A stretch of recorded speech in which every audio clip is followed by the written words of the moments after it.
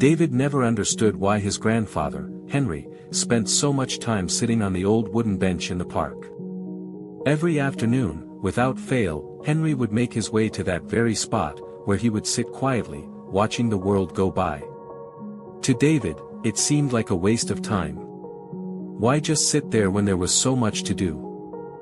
One summer afternoon, David finally asked, "Grandpa, why do you always sit here? You just watch people. Wouldn't you rather do something exciting?" Henry chuckled. "And what do you think I'm doing, David?" David shrugged. "Nothing, really." Henry smiled and patted the bench beside him.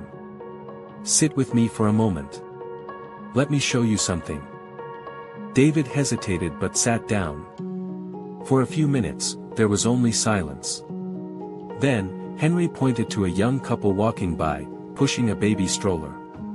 "See them? That's a new father. Look how he keeps checking on the baby. He's nervous. He wants to do everything right." David watched, noticing the way the man leaned over the stroller every few steps, adjusting the baby's blanket, glancing at his wife for reassurance. Henry then nodded toward an elderly woman feeding the pigeons. "That's Mrs. Thompson.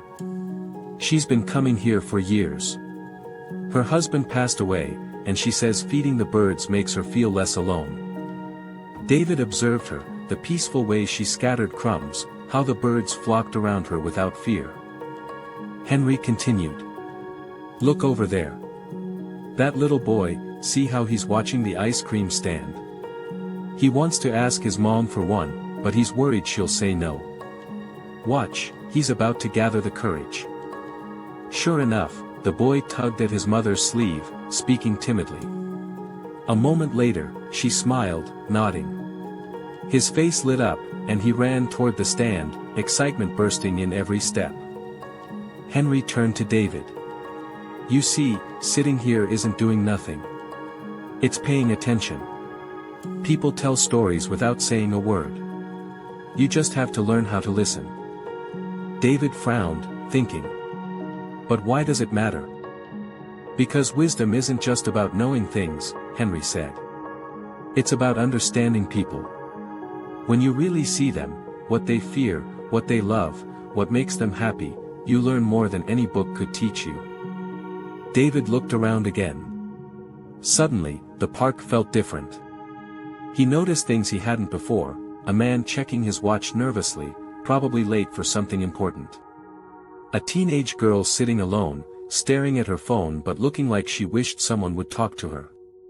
A group of kids laughing, lost in their own world of jokes and adventure. For the first time, he felt like he was truly seeing them. Over the next few weeks, David started joining his grandfather on the bench more often. At first, he simply watched, but soon, he started asking questions. "Why do you think that man looks sad?" Or, "Do you think that woman over there is waiting for someone?" Henry never gave direct answers. He only smiled and asked, "What do you think?"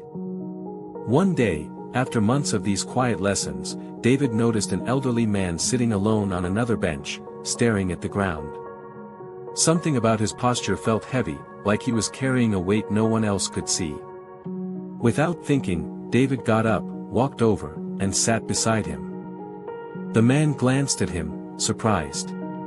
"Can I help you, son?" David hesitated, then simply said, "Would you like some company?" The man's face softened. "I'd like that." They sat in silence for a while, but somehow, David knew that was exactly what the man needed. Later that evening, as he and his grandfather walked home, Henry smiled at him. "You're learning." David smiled back.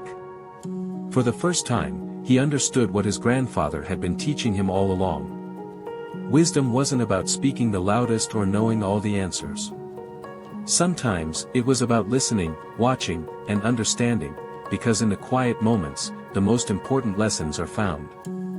True wisdom comes from seeing beyond yourself and understanding the world around you. Take the time to listen, to observe, and to connect, because the smallest moments often hold the greatest truths.